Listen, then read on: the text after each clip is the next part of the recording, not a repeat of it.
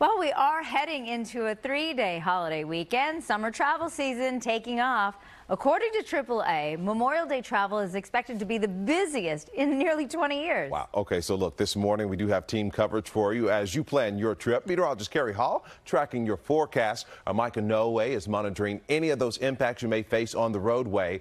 But first, let's head over to Today in the Base, Ginger Conejero. Saab. She's over at SFO this morning. And Ginger, today is expected to be a really busy one out there.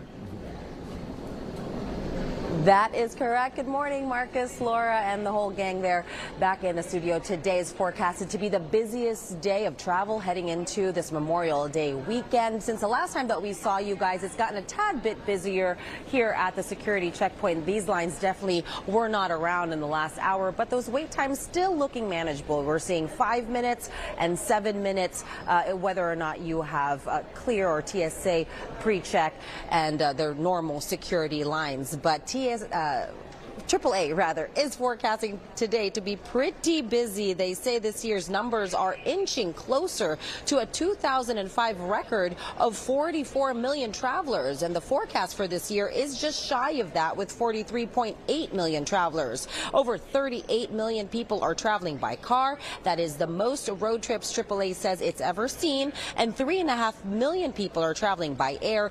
Both of those numbers are up 4% since last year.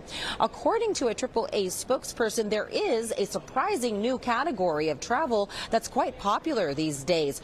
Cruises have been gangbusters, as she put it, since the pandemic. That was the industry to last come back online, and it has just exploded since then. Here is AAA's spokesperson giving her thoughts on why travel is still growing. Two things there. One, prices are not much higher than last year. So we're not paying much more for flights, hotels, and car rentals. In fact, it really obviously depends where you're going for flights. But if you're willing to fly basic economy and maybe have a layover, you might be able to score a pretty cheap flight, especially if you book for a flight that leaves Tuesday or Wednesday. Those are the cheaper days. And that busy travel may also involve some delays, especially if you are planning on traveling to Tahoe this weekend. Caltrans warning Bay Area travelers to be wary of delays on Interstate 80 because of emergency construction starting in Colfax and extending to the Nevada state line. Now, Caltrans plans to pause construction starting Friday afternoon, tomorrow afternoon, and running through Monday. But if you are planning on getting a head start today, some of those projects may add 30 to 40 minutes to your drive time, so be aware of that.